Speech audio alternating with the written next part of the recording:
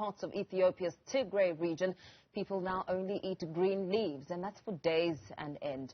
A forced starvation is the latest chapter in a conflict where ethnic Tigrayans have been massacred, gang-raped and expelled. Months after crops were burnt and communities stripped bare, a new kind of death has set in. The United Nations has previously warned of a famine in this embattled corner of northern Ethiopia, calling it the world's worst hunger crisis in a decade. As mothers move from place to place, dodging, fighting and searching for aid, they watch for telltale signs of malnutrition, sluggishness, rashes, loss of appetite.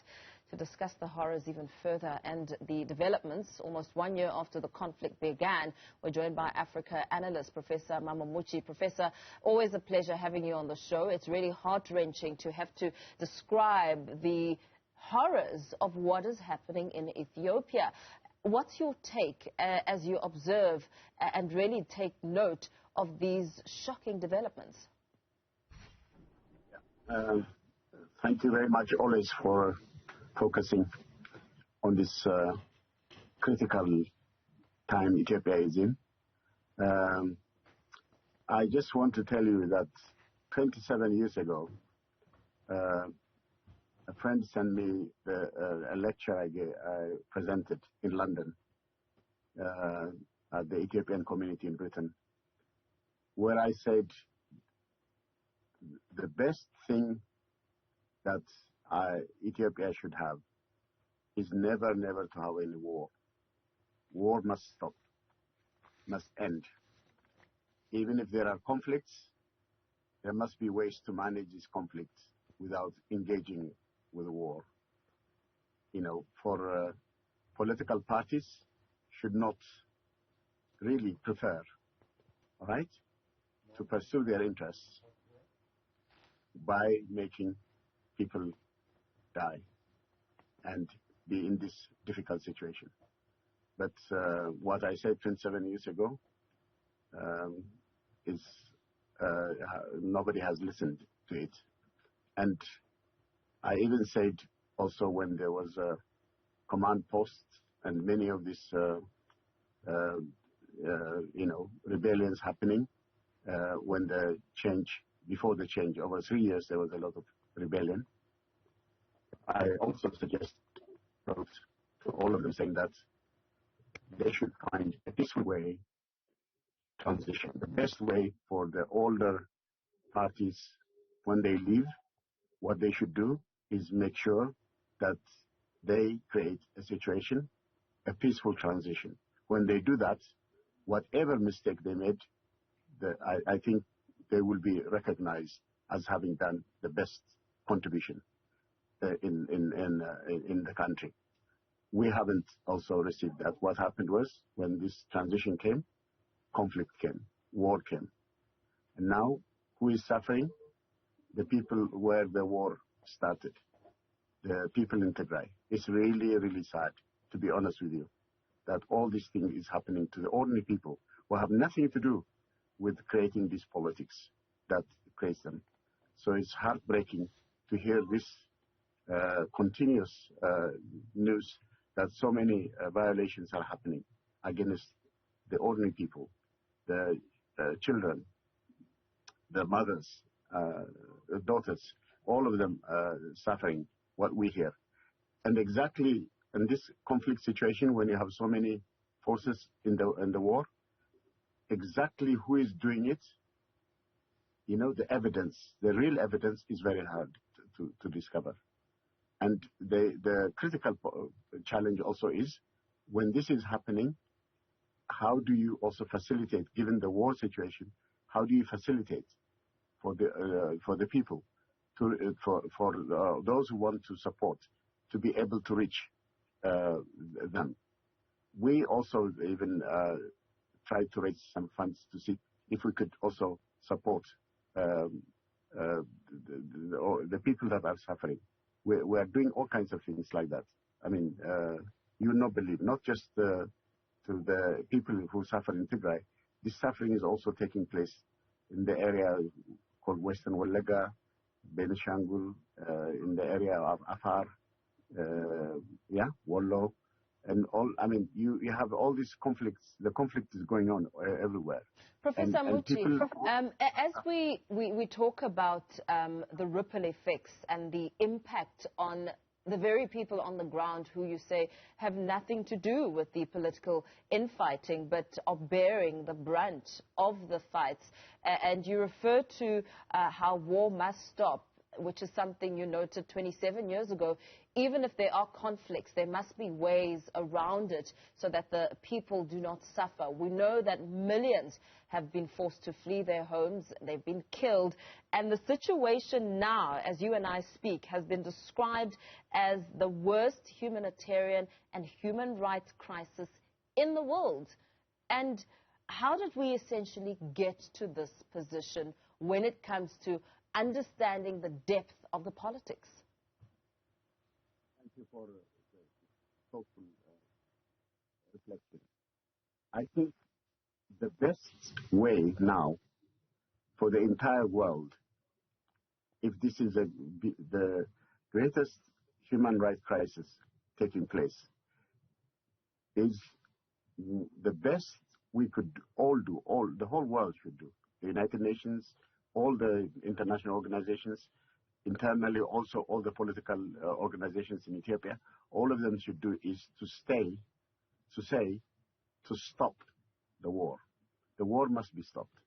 If they don't stop it, even all these crises that we see, who is doing it, how they are doing it, who are the external actors that are involved in this, who are the internally also who are these forces that are doing it, all these complications cannot be eventually be clarified unless there is the war has stopped, and then investigations are taking place.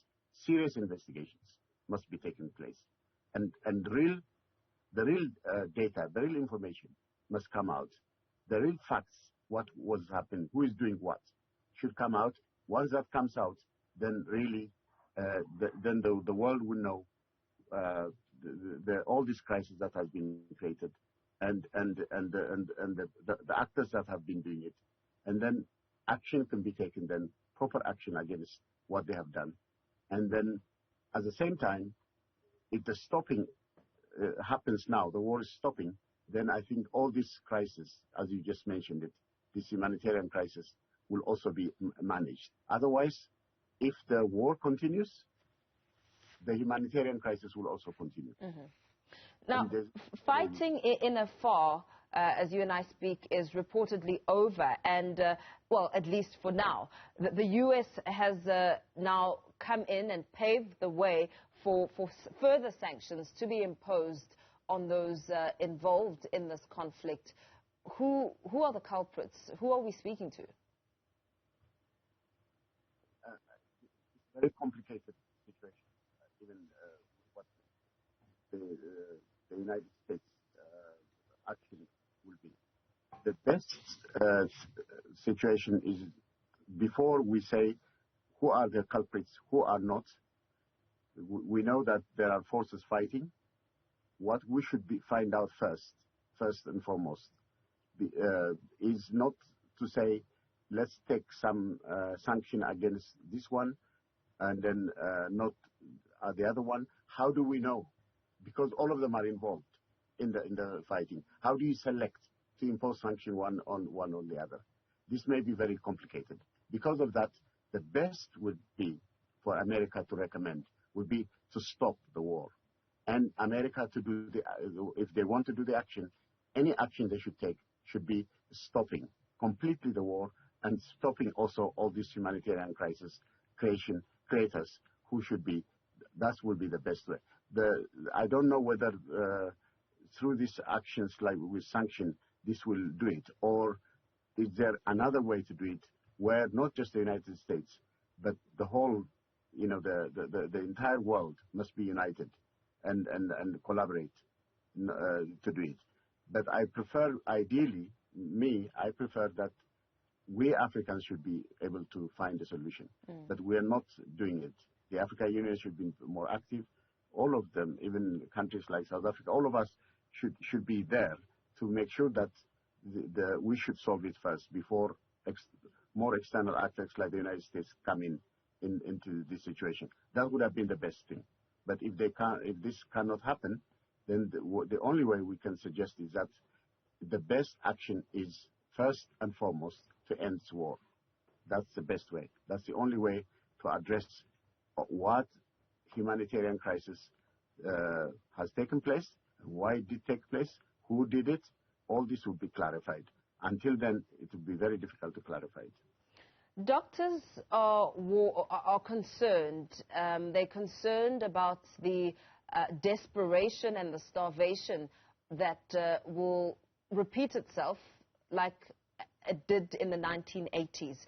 And the impact on fighting, of the fighting now brings to the spotlight the harvests and the agricultural structure of the country, which was already struggling to meet demand. And now it's been exacerbated by the fighting, and mothers are being forced to feed their children leaves for survival. Where to from here? Where are the solutions? I mean, the pressure now is mounting on government to provide more supply and make sure that there is enough to feed the nation. I think this is a very important question you asked. You notice that the time when the war is taking place is a time when people were supposed to do the agriculture. And can I just tell you, it's not simply now that there will be deficiencies in food supply, but later on, you see, because of if you haven't done the agriculture when you should be when you are at war, when you should be doing agriculture, it means the country's agriculture production has gone down. Now, what it means is that this is going to create more challenges.